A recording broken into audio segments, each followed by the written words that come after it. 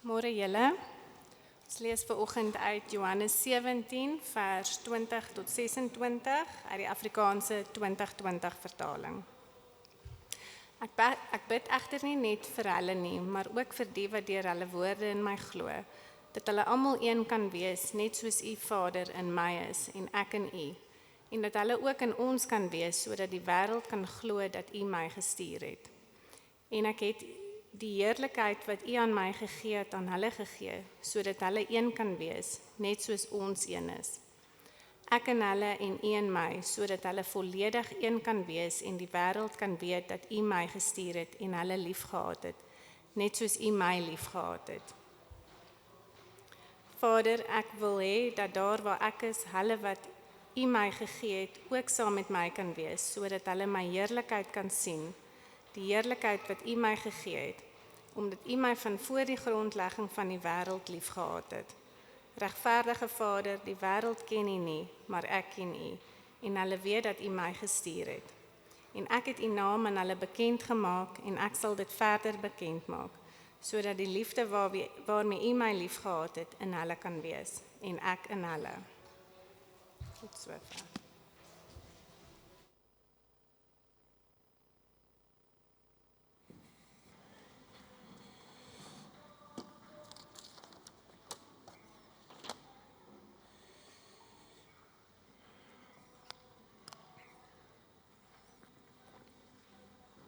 Ek vat 'n paar oomblikke om net die kinders se kansie te kry om voor te kom.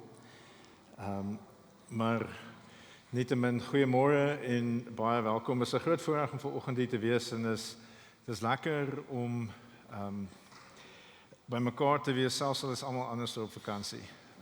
Ek dink hierdie is so 'n onsaglike kosbare gedeelte in die Bybel dat ek dink ons wen, selfs as die ander nou by Sun City.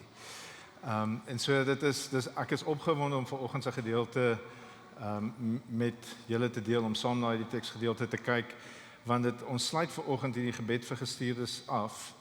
En die gebed vir gestuurdes is in Johannes 17 waar Jesus vir ons bid. Dis so 'n ongelooflike gedagte om te dink dat Jesus aan ons dink en vir ons bid. En so kom ons praat met hom voordat ons vir hom vra om met ons te praat uit sy woord uit. Kom ons bid saam. Vader, ons dankie dat ons vanoggend hier by mekaar kan wees. Die wêreld is so gejaag, ons lewens is so gejaag, ons harte sukkel om nou hier in die oomblik te wees. Daar's dinge waaroor ons bekommerd is, daar's dinge wat ons pla, die duiwel is listig, en so ons wil vra dat U ons nou genadig sal wees. Sal U ons help om U stem te hoor, soos wat ons na U woord saam luister. Sal U ons help om U beter te leer ken? Sal U ons help om 'n oomblik van ontmoeting met U te hê wat ons lewens vir altyd verander? Sal U ons help om U te sien in die lewe van U seun en U hart raak te sien vir ons lewens? Ons vra dit in Jesus se wonderlike naam. Ons vra dit in die kragtige werking van die Gees. In Jesus naam vra ons dit. Amen. Vriende, ek weet nie of julle al ooit gewonder het hoekom mense soveel nader voel baie keer aan God in die natuur nie.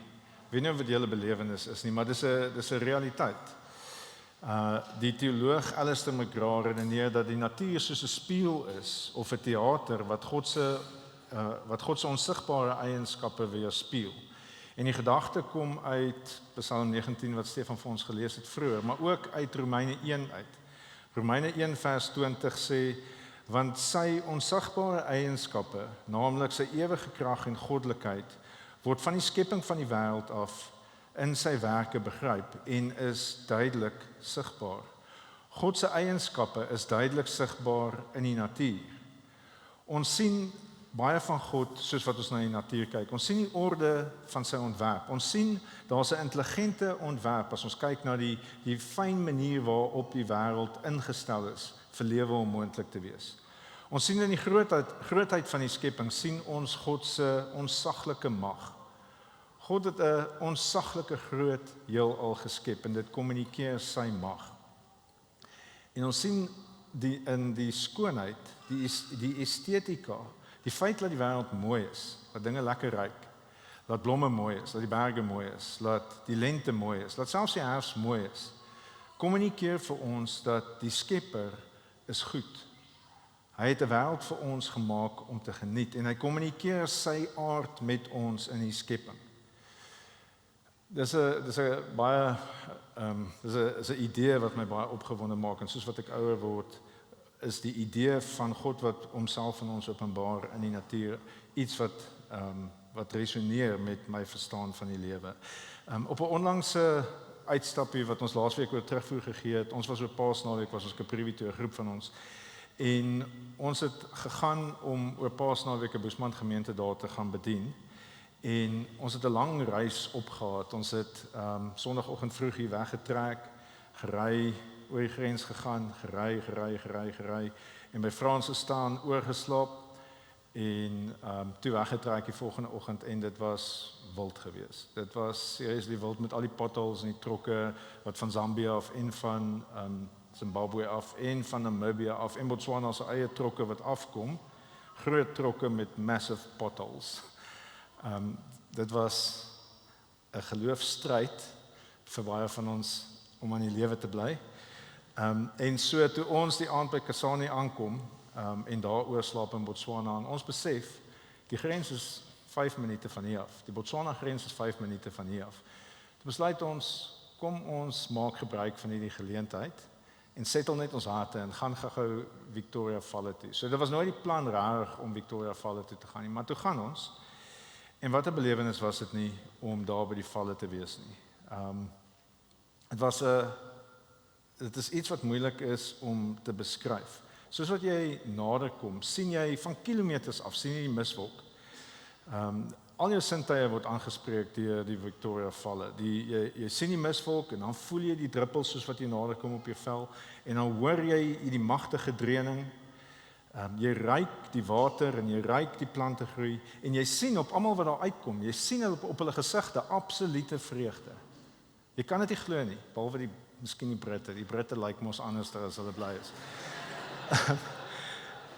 Maar almal anders kan jy sien, daar is iets diep bevredigend in dit wat hulle nou net gesien het, soos wat ons daar deur die bos nader stap.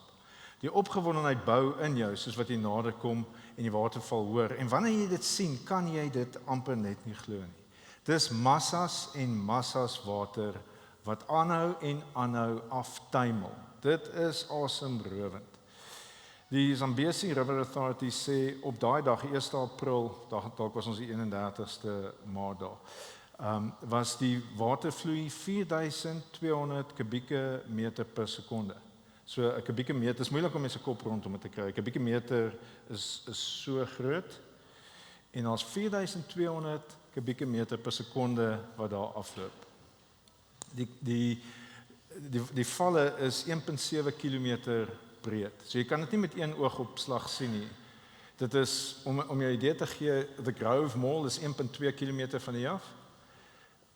Die Gift Acres is amper so 2 kilometer van hier af. So die watervalle is so breed soos van hier tot by Gift Acres.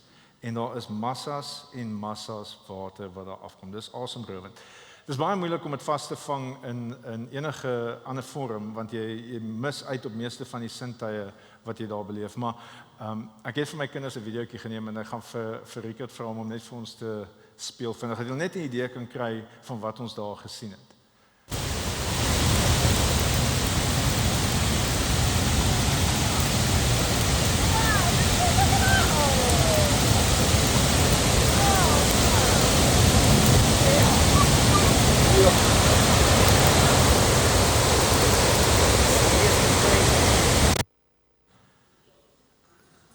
Dit hou net nie op nie. Dit hou net aan. En Dewald het dit so mooi beskryf. Dewald het gesê wat met ons gebeur het. Soos wat ons nou daar moeg en Olaai daar aangekom het en hierdie waterval beleef het ons God se heiligheid gesien. Ons het in sy skepping iets gesien van wie God is. Ons het God se mag en sy oorvloed het ons vir 'n oomblik beleef. En dit het ons soos kinders gemaak. Ons het almal letterlik soos kinders geword, soos wat ons God se grootheid in die natuur beleef het. Ons het gelag en gespeel soos tieners. Ons is almal minstens in ons 40's en ons het daar rond gespeel en gedans. Ons het oor niks bekommer nie. Ons was papnat. Party van ons was te synig om 'n poncho te huur en so ons was papnat dwars deur tot en alles. Maar dit was amazing. Dit was onbeskryflik. Ons het oor niks bekommer vir daai oomblik nie. Niks het ons geplan nie. Want ons het 'n prentjie gekry van God se grootheid in die natuur. Ons het 'n oomblik van spontane aanbidding beleef in die natuur. Ons het God se genade raak gesien. En as ons 'n klein bietjie kyk na die groter prentjie wat daar gebeur het, soos wat ons almal saam soos kinders sorgeloos voor God gestaan en gedans het, in daai oomblik het ons God se grootheid beleef en ons het ons eenheid beleef. God het ons nader aan mekaar gebring. Ons het mekaar geniet. Dit was asof die vreugde wat ons in God se skepping beleef het, ons nader aan mekaar gebring het. En dit was wat ons nodig gehad het. Dit was die Here se genade om ons nader aan mekaar te bring, sodat ons as 'n eenheid die mense in die Kaprivi kon gaan dien het. En so die Here was ons bitter genadig in ons uitstappie wat ons gemaak het na die Kaprivi toe. Hy was vir ons baie goed geweest. Iets van wat ons daar beleef het by die weekvalle is dit waarvoor Jesus hier bid in Johannes 17. In Johannes 17 bid Jesus dat die kerk een sal wees. Dat ons een sal wees sodat die wêreld in ons eenheid God kan raak sien en deel van God se mense kan word. En so dit is waarna ons vandag gaan kyk. Ons gaan kyk na waarvoor Jesus bid. Jesus bid vir ons eenheid. In die konteks van hierdie gedeelte van Johannes het ons gesien oor die laaste 2 weke dat Johannes het gebid dat die wêreld moet glo dat Jesus van God af is. Nou wat beteken dit dat hy gesê het Jesus is van God af? Hoekom is dit vir hom so belangrik? Hy sê in vers 1 in Johannes 17 vers 1 sê hy: Vader, die uur het aangebreek. Verheerlik die Seun sodat die Seun U kan verheerlik. Die uur waarvan hy praat is Jesus se kruisdood. Dis die oomblik van sy grootste vernedering, maar dis ook die oomblik van sy glorie. En dan verduidelik hy in vers 2 en 3 van Johannes 17 dat Jesus kry daardie gesag om die ewige lewe vir mense te gee. En so wat is die ewige lewe? In vers 3 sê hy dat hulle U ken, die enigste ware God, en ook hom wat U gestuur het, Jesus Christus. En so om God in Jesus te ken is om die ewige lewe te hê. Dit is wat die ewige lewe beteken. Om Jesus te sien en te glo, hy is van God af, hy het gekom om ons met God te versoen, is hoe ons versoen raak met God, en dit is hoe ons die ewige lewe verkry. Dit is wat die ewige lewe is om in so 'n noue verhouding met God te wees deur geloof. En so in Johannes 1, in die vorige 2 weke het ons Johannes 17 vers 1 tot 5 gesien hoe Jesus vir homself bid. En dan verlede week het ons gesien hoe Jesus vir die oorspronklike disippels bid. En hier vanoggend sien ons hoe Jesus vir ons bid. Hoe Jesus vir die wat sal glo op grond van die getuienis van die oorspronklike disippels bid. En so ons gaan na vanoggend se teks kyk onder 2 opskrifte. Eerstens Jesus bid en tweedens Jesus beloof. Daar's 4 dinge wat ons sien wanneer Jesus vir ons bid.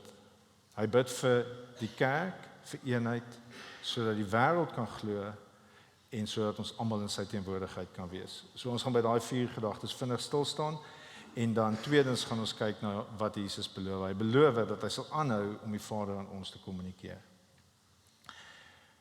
Kom ons lees vers 2 weer, soos wat ons sien dat Jesus bid vir die kerk. Vers 20. Jesus bid vir die kerk. Ek bid egter nie net vir hulle nie, die disippels, die oorspronklike disippels, maar ook vir die wat deur hulle woorde in my glo. En so Jesus bid vir die wat deur die oorspronklike disippels se woorde in hom glo. Dit is ons. Jesus bid vir ons. Dit is 'n verstommende gedagte en dit is moeilik om die tydlyn hier heeltemal van sin te maak. Jesus kyk vorentoe na ons toe en hy bid vir ons. Maar hy kyk ook terug. Want ons sien in vers 24 sê hy dat hy wil graag hê die mense wat hy voorbid moet deel in die liefde wat hy van die Vader af geniet het voor die skepping van die wêreld. So hy kyk terug tot in alle ewigheid en hy sê hy wil graag hê ons moet in daai liefde deel. En ons is voor die skepping van die wêreld in sy gedagtes reeds gewees. So Efesiërs 1 vers 3 tot 4 sê die volgende: Dit is hy wat ons in Christus geseën het, so het hy ons voor die grondlegging van die wêreld uitgekies. En so wanneer Jesus hier vir ons bid, dan bid hy nie vir 'n magdom mense, anonieme mense nie. Hy bid vir mense wat hy voor die skepping van die wêreld geken het en liefgehad het. Soos wat hy na die kruis toe gaan, dis die aand voor sy dood wat hy die gebed bid. Soos wat hy na die kruis toe gaan, het hy spesifieke mense in gedagte. Hy weet vir wie hy gaan sterf. Hy het hulle uitverkies voor die skepping van die wêreld en hier bid hy vir hulle dat hulle na hom toe sal kom. Ons moet besef dat ons is veel meer geliefd as wat ons dink. Veel langer, veel dieper, veel duurder prys betaal as wat ons werklik besef. En so dit maak nie sin dat ons liefde gaan soek op gebroke plekke nie. Jesus bid vir ons, want hy is lief vir ons. Jesus is op pad kruis toe en hy dink aan ons. Hy's getrou aan sy Vader en hy dink in liefde aan ons. Ons lewens maak baie keer nie sin nie, want ons soek aanvaarding op plekke wat nie sin maak nie. Mag die Here ons help om Jesus se liefde vir ons te verstaan, sodat dit ons identiteit kan definieer, sodat dit ons realiteit kan definieer. Jesus se liefde behoort ons lewens te definieer. Jesus bid vir die kerk en dan bid hy spesifiek vir eenheid in die kerk. So kom ons lees vers 20 en 21. Ek bid egter nie net vir hulle nie, maar ook vir die wat deur hulle in my glo, dat hulle almal een kan wees. So Jesus bid vir ons dat ons een sal wees. Vers 21 sê hy verder: Net soos U Vader in my is en ek in U, en dat hulle ook in ons kan wees. Sien, Jesus en God is in mekaar en the profound mystery, ons word in daai verhouding ingenooi. Ek gaan dit net weer lees, vers 21, net soos U Vader in my is en ek in U, en dat hulle ook in ons kan wees. Die eenheid wat ons met mekaar geniet, is 'n eenheid wat ons met die Vader en die Seun geniet. Dis 'n unieke eenheid wat ons het. Dis 'n unieke eenheid wat deur God geskep is. Die eenheid wat ons as 'n kerk geniet, is 'n profound mystery en tog 'n realiteit. Om dit te probeer kwalifiseer. Ons verhoudings, ons kosbaarste verhoudings in hierdie wêreld is ons verhoudings met ons biologiese familie waarskynlik. Vir meeste van ons is dit so. En so ons verhoudings is 'n wonderlike geskenk van God af, maar dis vir hierdie leeftyd. Ons huwelik is 'n wonderlike geskenk van God af, maar dis vir hierdie leeftyd. In die hemel gaan ons nie man en vrou wees nie, ons gaan broer en suster wees. In die hemel gaan ons nie ouer en kind wees nie, ons gaan mede-erfgename wees. Maar in die hemel gaan die van ons wat deel in Jesus se ewige lewe nog steeds een familie wees. Ons gaan nog steeds 'n eenheid hê wat ons nou reeds hier geniet, maar wat ons nie altyd uitleef nie. En so Jesus bid dat ons hierdie eenheid sal hê. Die eenheid waarvoor hy gesterf het en die eenheid wat ons in ons verhouding met die Vader het. Dis vir hom baie belangrik. Die eenheid is vir hom baie belangrik. Kyk wat sê hy in vers 22. Almal lekker kyk. Kyk wat sê Jesus oor die eenheid in vers 22. En ek het die heerlikheid wat U aan my gegee het, aan hulle gegee, sodat hulle een kan wees, net soos wat ons een is. Kan Jesus dit sterker stel? Kan Jesus dit sterker stel dat daar eenheid onder ons is? Hy gee sy heerlikheid as die skepper van die heelal, as die een wat die wêreld onderhou. Hy deel sy heerlikheid met ons, sodat ons een kan wees. Dink vir 'n oomblik daaroor. Jesus laat dit reën reg oor Afrika. Dis hy wat dit doen. Dis hy wat vir al die mense op ons kontinent sorg. Dis hy wat seker maak dat almal kos kry. Dis hy wat seker maak dat ons harte aanhou klop. Jesus se heerlikheid is ver bo wat ons kan dink. Ons het net 'n smaakie van sy heerlikheid in die valle beleef. Net 'n proetjie van sy heerlikheid by die weekvalle beleef. En Jesus deel daai heerlikheid met ons. Ek dink Jesus se heerlikheid word die beste gekommunikeer in sy verhouding met die Vader. Jesus se heerlikheid is sy nabyheid aan sy Vader en hy nooi ons daarin. En so as Jesus sê hy sy heerlikheid met ons gedeel sodat ons een kan wees, wat hy sê is ons eenheid kommunikeer sy heerlikheid. Maak dit sin? Jesus deel sy heerlikheid met ons, wie hy is as God, sodat ons een kan wees. En hoekom is dit so belangrik? Hoekom is dit so belangrik? Vers 23 sê, ek in hulle en u in my, so hulle volledig een kan wees. Voor ons kom by, hoekom is dit so belangrik? Kom ons dink net vir 'n oomblik oor hierdie eenheid. Hierdie eenheid is 'n unieke eenheid. Dit is nie 'n eendersheid nie. Ons eenheid as Christene is nie 'n eendersheid nie. En dit behoort vir ons verblydend te wees. Daar is verskeidenheid in Jesus se koninkryk. Daar is verskeidenheid in Jesus se heerlikheid. Jesus maak diversiteit in die natuur. Daar is duisende blomme. Hy kon 2 mooies gemaak het, maar hy het duisende gemaak. Hy kon 2 indrukwekkende insekte gemaak het, maar hy het duisende insekte gemaak. Dink 'n bietjie oor die wonderwêreld wat onder die see homself afspeel. Daar is geweldige diversiteit onder die see in Jesus se skepping. En so diversiteit binne in die skepping kommunikeer Jesus se heerlikheid. Eendag sal ons in die nuwe skepping sal ons alle volke en tale en nasies God se lof saam besing. En so diversiteit kommunikeer God se heerlikheid. En so ons hoef nie almal dieselfde te wees nie. Is dit nie amazing nie? Is dit nie amazing dat daar vir al ons unieke en interessante persoonlikhede plek is in God se koninkryk nie? Dis deel van God se heerlikheid. Dis deel van Jesus se heerlikheid vir ons om divers te wees. Ons kan maar verskil. Ons kan verskillend wees. Ons hoef nie almal dieselfde te wees as ons een is nie. Ons smaak kan verskil. Ons kan verskillende sin vir humor hê. Ons kan verskillende musiek verkies. Ons hoef nie van dieselfde tempo en styl in die kerk te hou nie. Ons hoef nie van dieselfde ritme te hou nie. Ons kan verskil. Dit kommunikeer God se heerlikheid dat die diversiteit een kan wees. Ons eenheid is baie dieper as ons voorkeure.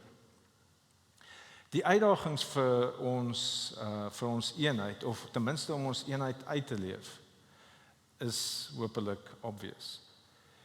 Dit wat ons keer om ons eenheid wat ons in ons verhouding met God het uit te leef, is ons sonde, is ons selfsug, is ons trots en ons eie waan en die manier waarop ons nie vir die koninkryk lewe nie, maar vir ons. En so dis hoekom die verskille tussen dit wat die Gees binne in ons tevoorskyn bring en dit wat ons sondige natuur binne in ons tevoorskyn kan bring so strak is.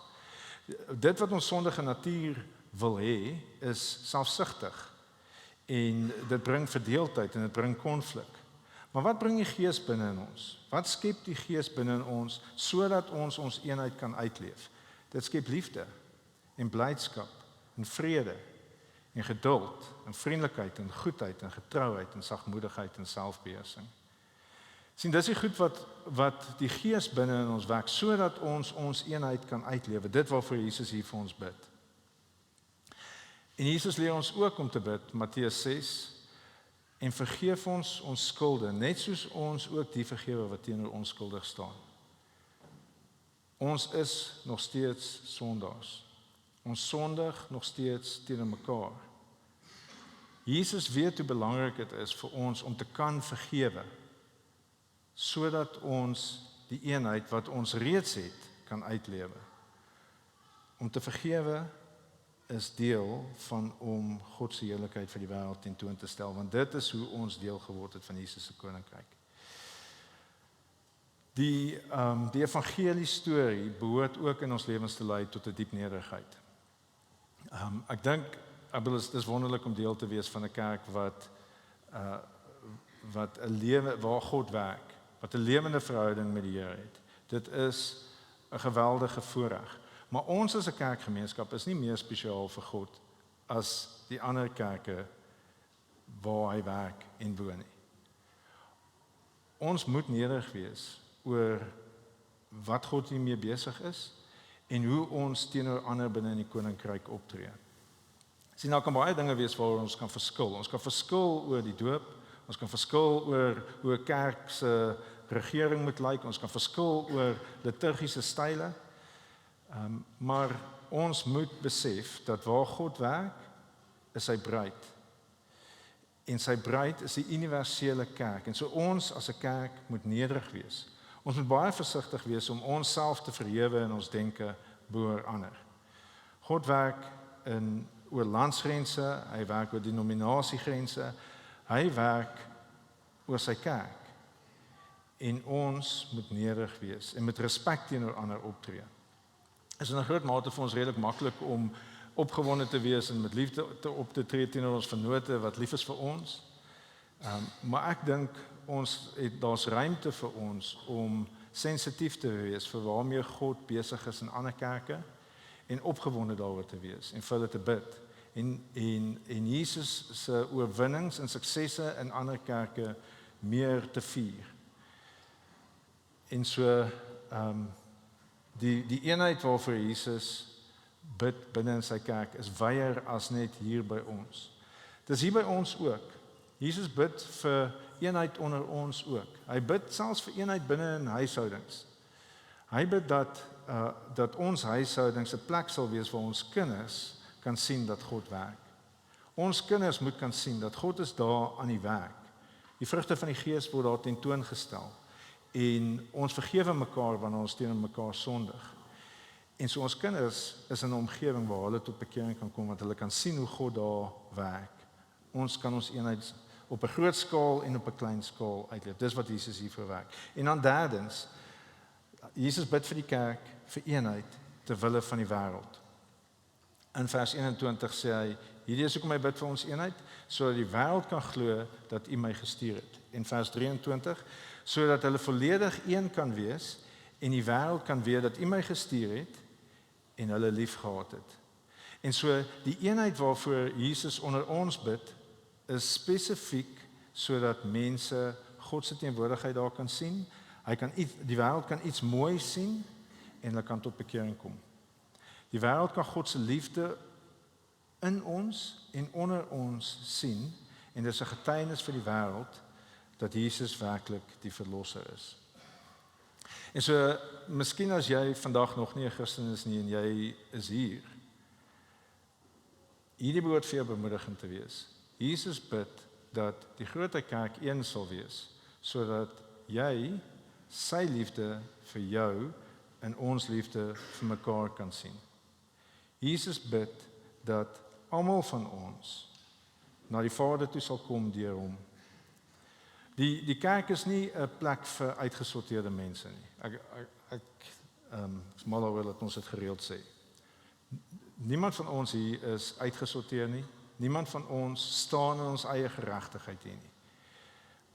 Dit sal hard wees as ons probeer.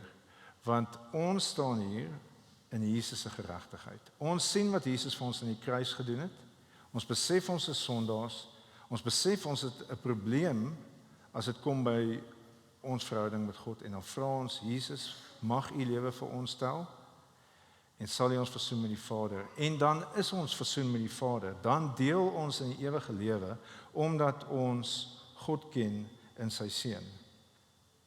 En so Jesus bid vir die kerk vir eenheid ter wille van die verlossing van die wêreld en dan vierdens sodat ons by hom kan wees. Hierdie is 'n amazing gedagte.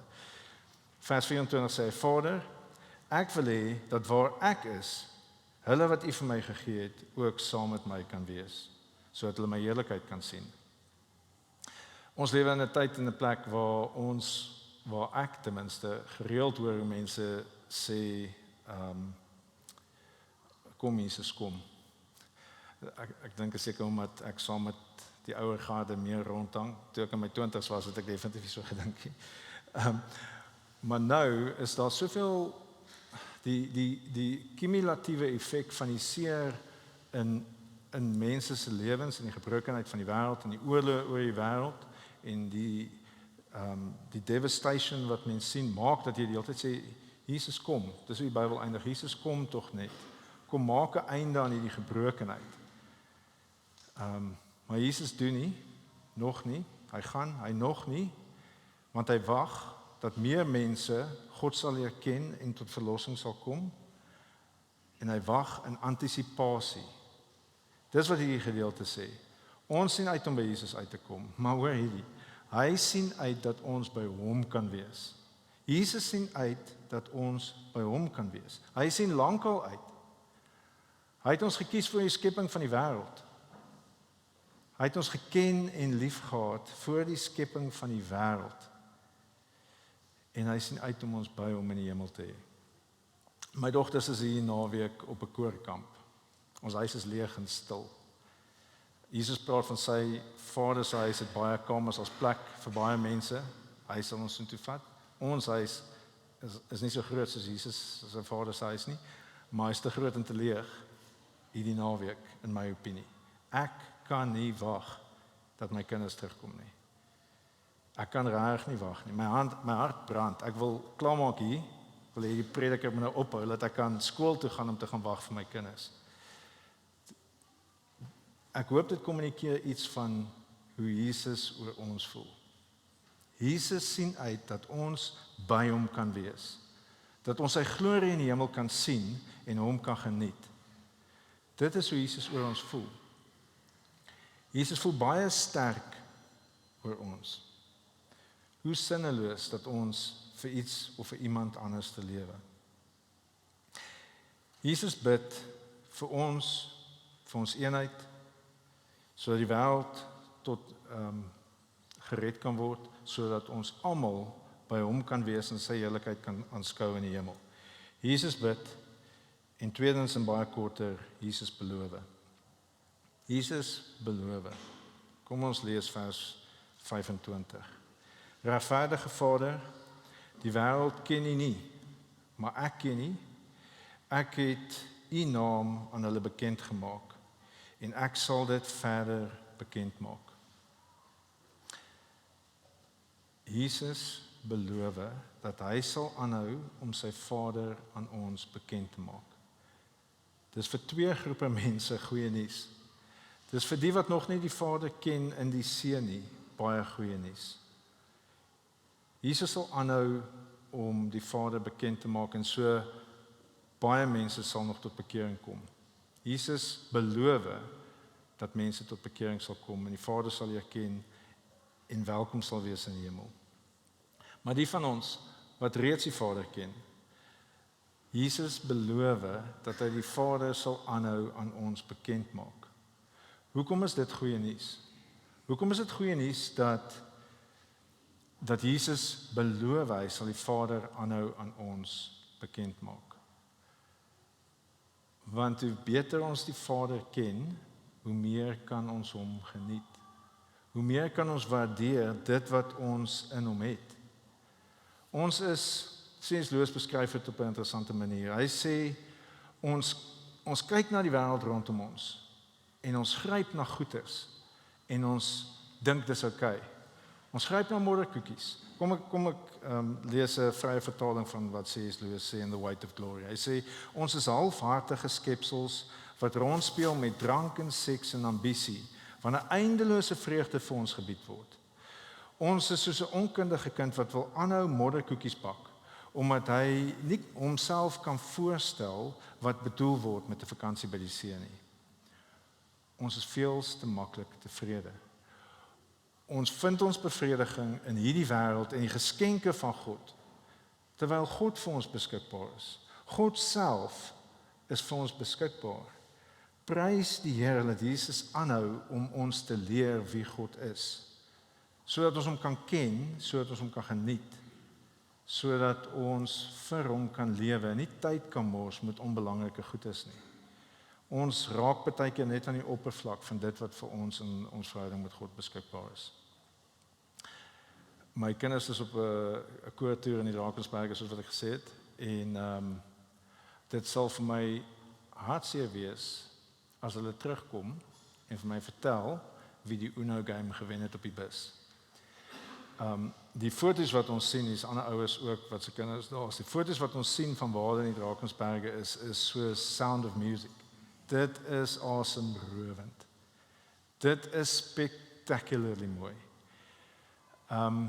En die musiek wat hulle daar maak saam met die Drakensberg Seunkoor, dit bring trane na jou oë toe. Dit is ongelooflik. Hoe hartseer sal dit wees as hulle mis waarmee God besig is daar vir hulle. Nou, hulle is kinders. Hulle gaan dit waarskynlik mis. Hulle gaan nie besef wat 'n voorreg dit is, waarmee God besig is in hulle lewens, soos wat hulle die musiek geniet en mekaar geniet en die berge kan geniet nie. Maar die kans is goed dat hulle dit gaan miskyk, omdat hulle God nie so goed ken nie, omdat hulle nie 'n ingesteldheid het op waarmee God besig is nie. Hulle is te in die oomblik. Hulle is te besig met die klein goedjies waarmee hulle besig is. Hoe hartseer sal dit wees as ons die heeltyd besig is met die klein goedjies, die Uno games van ons lewens, terwyl God besig is met ons. God is besig met sy plan met ons. En hoe bemoedigend dat Jesus bid en beloof dat hy sal aanhou om God aan ons te openbaar, sodat ons dit nie mis nie, sodat ons nie mis waarmee God in ons en rondom ons besig is nie. Ek sluit vir ons af. Jesus het in sy laaste oomblikke, soos wat hy op pad was kruis toe, het hy vir ons gebid, vir my en vir jou. Hy het ons in sy hart gehad en op sy lippe gehad. Hy het gebid dat ons een sal wees en dat daai eenheid sal lei tot die mense rondom ons wat gered word, sodat ons almal by hom kan wees. Want hy sien uit om sy heerlikheid, die volheid van sy heerlikheid aan ons te wys, sodat ons dit kan geniet in sy teenwoordigheid. En hy beloof dat hy sal aanhou om sy Vader aan ons te openbaar. Weet julle wat maak die hemel 'n lekker plek? Behalwe dat daar geen meer sonde of trane of pyn is nie. Daar is niks meer gebrokenheid nie. Dis lekker. Dis 'n begin. Maar wat maak die hemel lekker vir alle ewigheid? Wat maak die hemel die moeite werd vir when we've been there 10,000 years, we'll have no less days to sing his praise? Wat maak die ewigheid die moeite werd? 'n Ewige God. Ons is beperkte wesens. God is 'n onbeperkte wese. Ons gaan elke dag in die nuwe skepping nog meer leer van God en nog meer vreugde vind in ons verhouding met hom. God is oneindig groot en goed. En dit is wat ons vir ewigheid gaan doen. Ons gaan nie harpe speel op wolkies nie. Ons gaan God die Vader beter leer ken en verstaan wat dit is wat sy seun vir ons gedoen het aan die kruis. En ons kan dit nou reeds hier geniet, want Jesus beloof dat hy die Vader aan ons sal openbaar.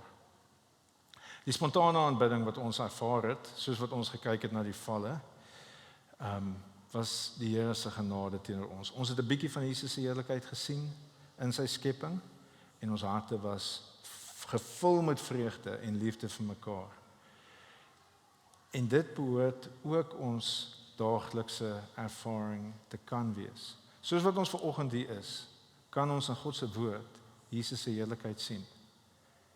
Mag hy ons genadig wees dat dit ons vul met 'n vreugde in ons verhouding met hom en 'n liefde vir mekaar, sodat die wêreld kan sien dat God hier by ons is deur sy Gees en dat die wêreld gered kan word deur sy seun.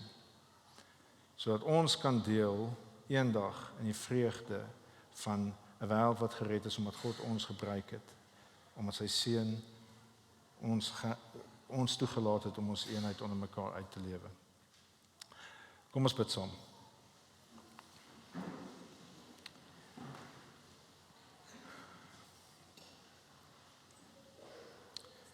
Vader, ons bely dat ons baie keer afkyk en nie opkyk nie. Ons is baie keer vasgevang in die dingetjies rondom ons. En so wanneer Jesus vir ons sê, onse Vader, laat U naam geheilig word, wanneer Jesus ons leer, laat U naam geheilig word. Vader, sal U laat U naam geheilig word in ons harte. Sal U laat U koninkryk in ons harte kom, sodat ons nie halfhartige wesens kan wees nie. Sodat ons mense kan wees wat besef wat dit is wat ons in ons verhouding met U het. Sal ons help om mense te wees wat werklik U liefde ken en uitleef. Vader, ons sonde affekteer ons harte so maklik. Ons raak so maklik vasgevang in konflik en bekommernisse. Dinge wat vir U regtig maklik is om op te los, is die dinge waaraan ons vassit. Help ons om oor dit te kyk en na U te kyk en dankbaar te wees vir wat Jesus vir ons doen. Help ons om in die krag van die Gees vir mekaar te sê ons is jammer, wanneer ons moet sê ons is jammer, en in liefde teenoor mekaar te lewe, en ons eenheid wat ons reeds het in ons verhouding met U uit te lewe. Vader, help ons om dit te doen, en Vader, gebruik ons om ander mense tot U self te bring. Red die wêreld, Vader, want Jesus sien uit om ons by hom te hê. Wat 'n kosbare gedagte dat ons sy heerlikheid sal aanskou ten volle en dat hy dit graag met ons wil deel. Help ons om met daai gedagte te lewe. Help ons om te lewe vir die dag wat ons by Jesus kan wees. En nou reeds hierso vir hom te lewe. Ons vra dit in Jesus se wonderlike naam. Amen.